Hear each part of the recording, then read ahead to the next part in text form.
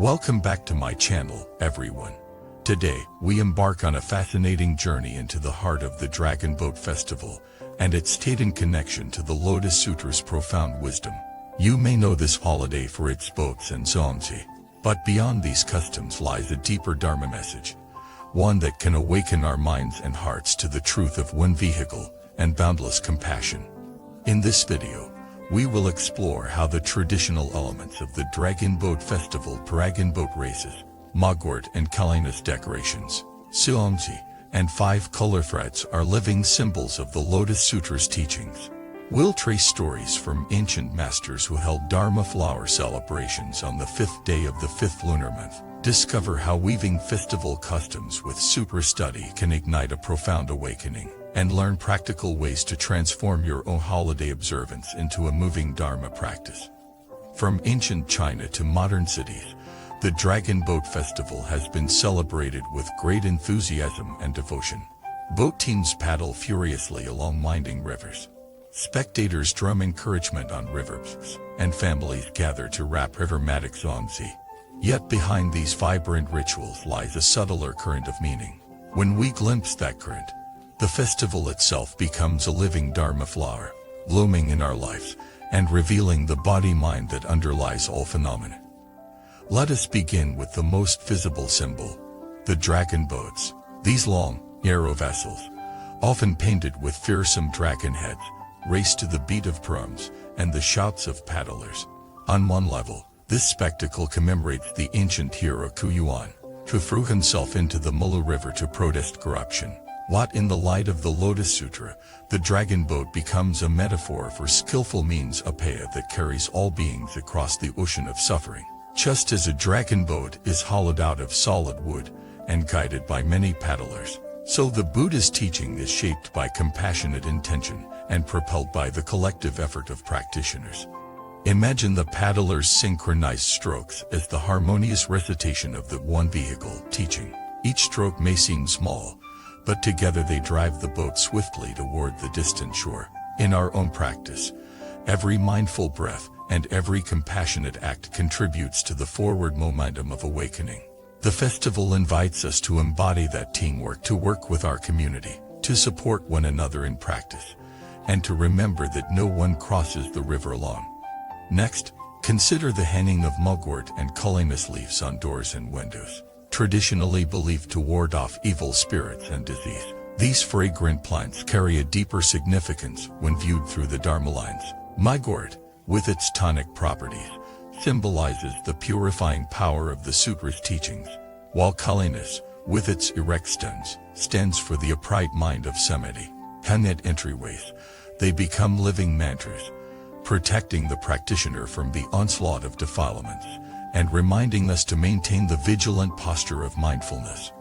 An old story tells of a Buddhist laywoman who, each dragon boat festival, would gather fresh mugwort from the mountain temple grounds. She carefully dried and braided the leaves, then placed them on her threshold while chanting the Lotus Sutra chapter on to merchant fortune. When a band of thieves once trespassed, they slipped by without taking her possessions, later admitting they were strangely overcome by a sense of calm. Her neighbors credited the protective leaves, but she smiled, saying it was the Dharma's power at work. This story reminds us that the protective rituals of the festival are not superstitious trappings, but skillful ways to ignite our faith and sharpen our awareness. As the breeze carries the scent of mugwort, so the sutra's fragrance permeates our consciousness, dispelling ignorance and inviting clarity. Then there are the zongzi, glutinous rice dumplings wrapped in bamboo or reed leaf. Each bite carries the flavor of tradition, but it can also carry the taste of the Dharma. In fact, some medieval monasteries served zongzi to pilgrims while reading aloud the Devadatta chapter of the Lotus Sutra, connecting the sweet rice to the sweetness of the Buddha's compassion. Others wove threads of 5 colors into the leaf bundles representing the 5 wisdoms of the Buddha, so that every mouthful became a vow to awaken those 5 facets within our own minds.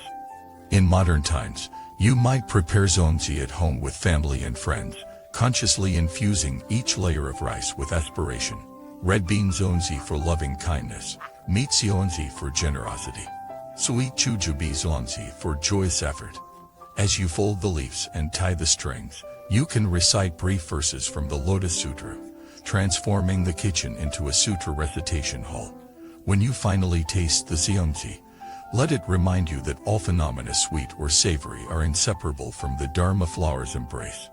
And what of the 5 color threads, worn as bracelets or hung around infants' wrists? Beyond symbolizing protection, these threads echo the Lotus Sutra's teaching of one vehicle, weaving together myriad paths, ethical conduct, meditation, and wisdom into a single tapestry of liberation.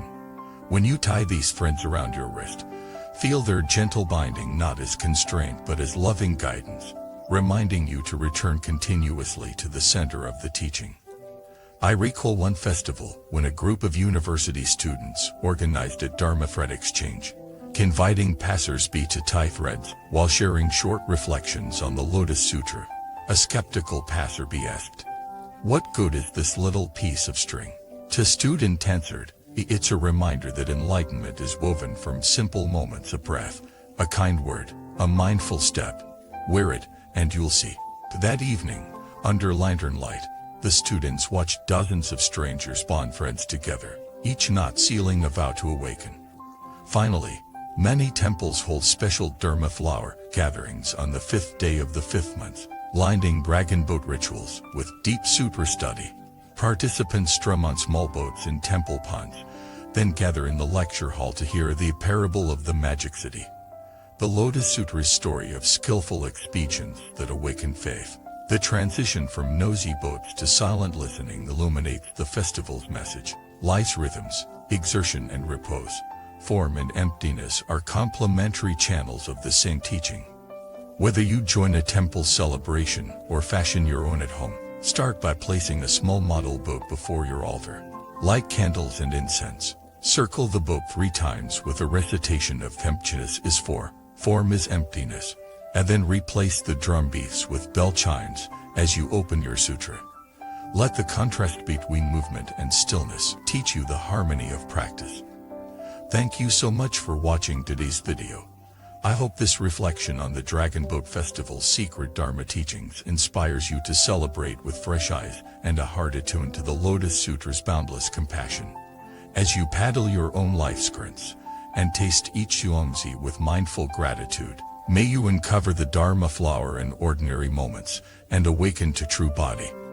If you have experiences weaving dragon boat customs with your practice, please share your stories in the comments below. Don't forget to like, subscribe, and share this video with friends who might find these insights helpful. Until next time, thank you again for watching, and may your festival be a true awakening of Bodhi.